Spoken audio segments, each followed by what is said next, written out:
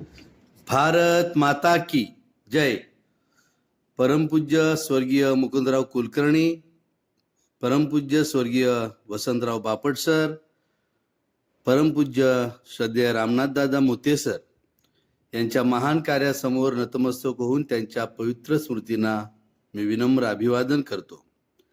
रत्नागिरी जिल्हा महाराष्ट्र राज्य शिक्षण क्रांती संघटना आयोजित गुरुसखा रामनाथ मोते आदर्श शिक्षक पुरस्कार वितरण व शिक्षक मेळावा या कार्यक्रमाकरिता उपस्थित खेड येथील सहजीवन शिक्षण संस्थेचे कार्याध्यक्ष मान्य श्री मंगेशभाई बुटाला, प्रशाला समितीचे चेअरमन माननीय श्री राजेशभाई बुटाला, शिक्षण क्रांती संघटनेचे पदाधिकारी मान्य श्री रमेश जाधव सर, पेन्शन तज्ञ श्री हेमंत खेमानी सर, उत्तम कांबळे, ज्ञानेश्वर गोसावी, आनंद त्रिपाठी, राहुल सप्रे, मुख्याध्यापक श्री भोळे सर, महिला आघाडी प्रमुख नमिताताई वैद्य, नेत्राताई राजेश शिर्के, सर्व विभाग, जिल्हा व तालुका कार्यकारिणीचे पदाधिकारी व सदस्य, तसेच सभागृहातील उपस्थित सर्व शिक्षण क्रांती संघटनेचे चाहते, शिक्षक व शिक्षकेतर बंधू भगिनी.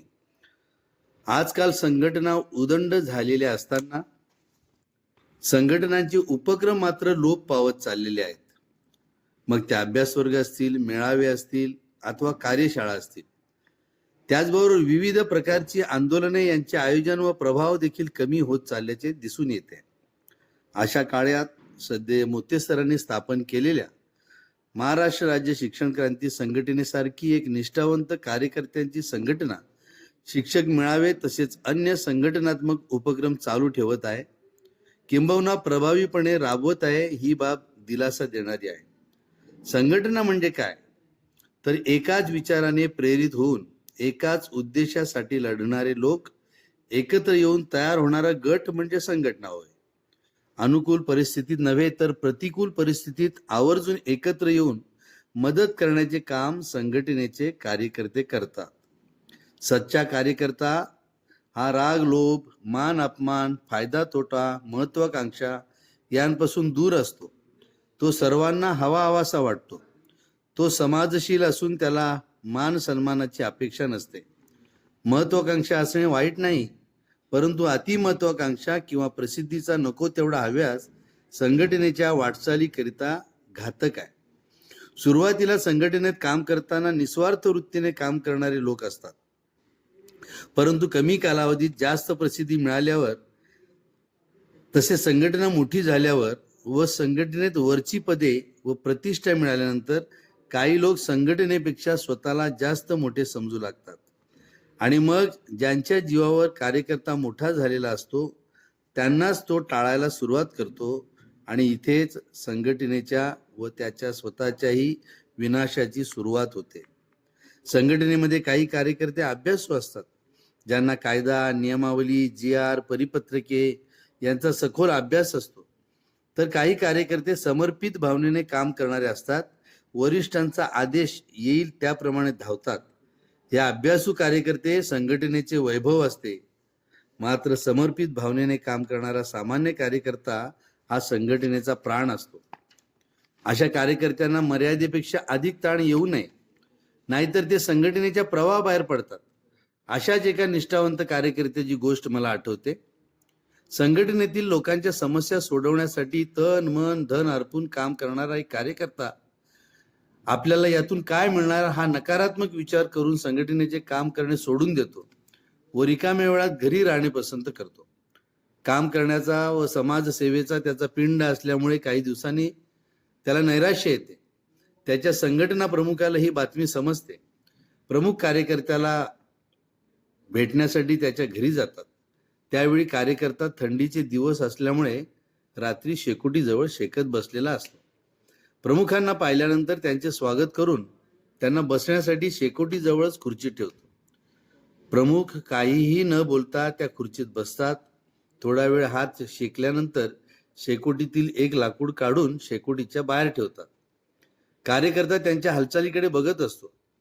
थोड्या वेळाने शेकोटीच्या बाहेर काढलेल्या लाकडाची जाळ कमी कमी होऊन लाकूड विझते व धूर सोडायला लागते. थोड्या वेळाने ते लाकूड काळ्या कोळशासारखे दिसू लागते. त्याचे संपूर्ण तेज व ऊर्जा नष्ट झालेली असते.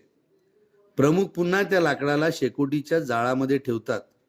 लाकूड पुन्हा पूर्वीसारखं तेजस्वी जाळ व ऊर्जा द्यायला सुरुवात करते आणि प्रमुख उठून निघून जातात. कार्यकर्ता समजतो की आपल्याला संघटनेचे प्रमुख एकही शब्द न बोलता संघटनेत पुन्हा सहभागी होण्याचा संदेश देऊन गेलेले आहे. दुसऱ्या दिवशी सकाळी पुन्हा तो जोमाने कामाला सुरुवात करतो व आनंदी राहू लागतो. यातून आपल्याला शिकवण मिळते की जोपर्यंत आपण संघटनेत आहोत तोपर्यंतच सर्वांचे तेज व ऊर्जा आपल्या सोबत असते. संघटनेत प्रौढी कार्यकर्ता व सामान्य कार्यकर्ता यांच्यात नेहमीच गटबाजी असते. अशा दोन्ही तिन्ही गटांना एकत्र घेऊन काम करण्याचे कौशल्य संघटना प्रमुखाकडे असावे लागते. त्याच्यासाठी कार्यकर्त्याचे प्रेम हीच त्याची श्रीमंती असते. तर संघटनेशी निष्ठा हा कार्यकर्त्याचा सर्वात मोठा गुण असतो. संघटनेचे एकत्व म्हणजे एक ध्येय, एक मार्ग, एक निष्ठा होय. श्रीरामापेक्षा रावण शक्ती, भक्ती व पराक्रमाने मोठा होता. त्याला हरवणे सोपी गोष्ट नव्हती. परंतु श्रीरामाकडे पुरुषार्थ, धर्म व सत्य या गोष्टी होत्या. या बळावर त्याने जंगलातील वानरांचे वानर सेनेत म्हणजे संघटनेत रूपांतर केले. आपल्या अमोघ वाणीने त्याने वानर सेनेत निष्ठा निर्माण केली व त्यांच्यात शक्ती संचारू लागली. तो विजय हा सत्याचा म्हणजेच धर्माचा विजय होता. छत्रपती शिवाजी महाराजांनी 12व्या वर्षी स्वराज्याचे काम सुरू केले. गावोगावी जाऊन सवंगडी जमा करणे व खेळ खेळणे अशी सुरुवात त्यांनी केली. हळूहळू सवंगड्यांना छत्रपती शिवाजी महाराजांबद्दल आपुलकी व प्रेम वाढू लागले. खेळ खेळून महाराज परत जाऊ लागले की ते सवंगडी विचारायचे नंतर कधी येणार. तेव्हा महाराज म्हणायचे की 50 सवंगडी जोडले की तेव्हा येणार. अशा रीतीने त्यांनी जीव देऊन स्वराज्याचे रक्षण करणारे मावळे जोडले. कोणतेही कार्य चिरकाल टिकण्यासाठी ते संघटनेच्या माध्यमातून चालवावे लागते. निष्ठावंत कार्यकर्ता कोणाला म्हणावे? ज्याला संघटनेची तत्वप्रणाली मान्य असते. 2. संघटनेचे अंतिम ध्येय हेच त्याचेही अंतिम ध्येय असते. 3. समाजाबद्दल त्यास आपुलकी असावे लागते. 4. सोबतच्या कार्यकर्त्यांबद्दल आदराची भावना व प्रेम असावे लागते. संघटनेचा इतिहास व भविष्य याची त्याला जाण असावी. तो हलक्या मनाचा नसावा, पदलोभी नसावा. असा कार्यकर्ता शत्रूपेक्षा घातक असतो. आकलन शक्ती दांडगी असावी. सूक्ष्म निरीक्षण क्षमता असावी. संभाषण चातुर्य व मुद्देसूद भाषण कौशल्य असावे. कार्यक्रमांचे त्याला आयोजन करता यावे. संघटनेच्या प्रत्येक उपक्रमात सक्रिय सहभाग घेणारा असावा. कोणत्याही श्रमाची लाज बाळगणारा नसावा. संघटनेच्या धोरणांची गोपनीयता राखणारा असावा. प्रसिद्धीला हपापलेला नसावा.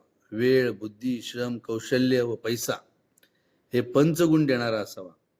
शिक्षण क्रांती संघटनेचे विभाग अध्यक्ष रमेश जाधव जर असतील तसेच अनेक कार्यकर्ते या संघटनेत असे आहेत की ज्यांच्याकडे हे सर्व गुण आहेत.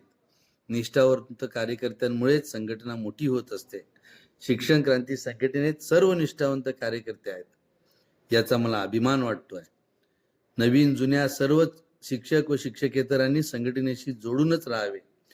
आपण शिक्षणासारख्या पवित्र क्षेत्रात काम करीत असताना शासकीय कार्यालयात चिरीमिरी देऊन कामे करून घेण्यापेक्षा सच्चाईने संघटनेसोबत राहून ती करून घ्यावीत व आपल्या व्यवसायाची गरिमा अथवा प्रतिष्ठा राखावी असे नम्र आवाहन मी सगळ्यांना करतो.